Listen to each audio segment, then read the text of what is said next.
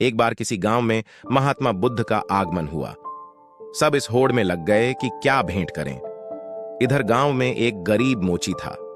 उसने देखा कि मेरे घर के बाहर के तालाब में बेमौसम का एक कमल खिला है।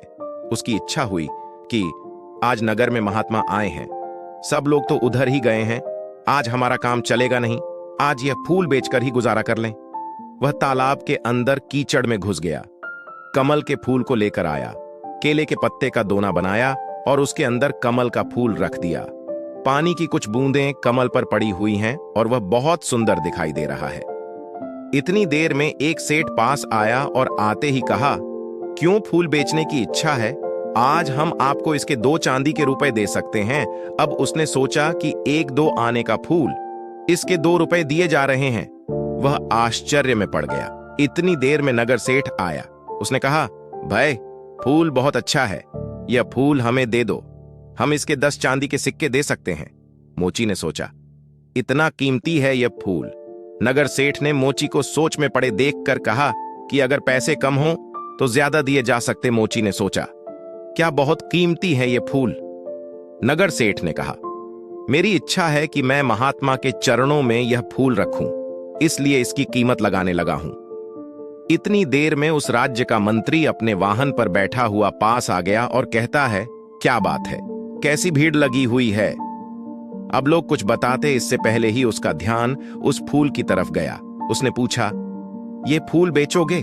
हम इसके 100 सिक्के दे सकते हैं, क्योंकि महात्मा आए हुए हैं। ये सिक्के तो कोई कीमत नहीं रखते। जब हम ये फूल लेकर जाएंगे तो सारे गांव में चर्चा तो होगी कि महात्मा ने केवल मंत्री का भेंट किया हुआ ही फूल स्वीकार किया। हमारी बहुत ज्यादा चर्चा होगी, इसलिए हमारी इच्छा है कि यह फूल हम भेंट करें। और कहते हैं कि थोड़ी देर के बाद राजा ने भीड़ को देखा। देखने के बाद वजीर से पूछा कि बात क्या है। वजीर ने बताया कि फूल का सौदा चल रहा है। राजा ने देखते ही कहा, इसको हमारी तरफ से 1000 चांदी के सिक्के भेंट करना, ये फूल हम लेना चाहते हैं। गरीब मोची ने कहा, लोगे तो तभी जब हम बेचेंगे, हम बेचना ही नहीं चाहते। अब राजा कहता है कि बेचोगे क्यों नहीं? उसने कहा कि जब महात्मा के चरणों में सब कुछ न कुछ भेंट करने के लिए पहुंच रहे हैं, तो ये फूल इस गरीब की तरफ से आज उनके चरणों में भेंट होगा। राजा बोला, देख लो, 1000 चांदी के सिक्कों से तुम्हारी पीढ़ियां तर सकती हैं।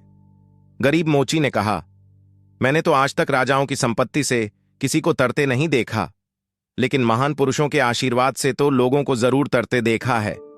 राजा मुस्कुराया और कह उठा, तेरी बात में दम है, तेरी मर्जी, तू ही भेंट कर ले। अब राजा तो उस उद्यान में चला गया जहां महात्मा ठहरे हुए थे, और बहुत जल्दी चर्चा महात्मा के कानों तक भी पहुंच गई कि आज कोई आदमी फूल लेकर आ रहा है जिसकी कीमत बहुत लगी है।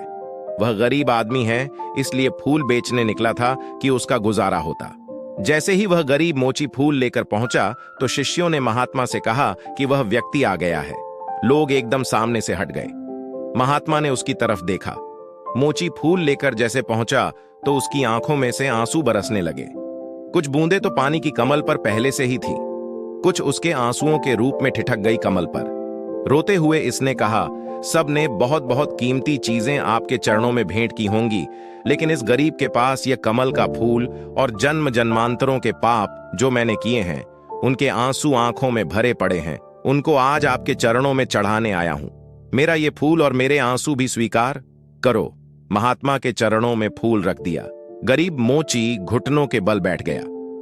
महात्मा बुद्ध ने अपने शिष्य आनंद को बुलाया और कहा, देख रहे हो आनंद, हजारों साल में भी कोई राजा इतना नहीं कमा पाया जितना इस गरीब इंसान ने आज एक पल में ही कमा लिया।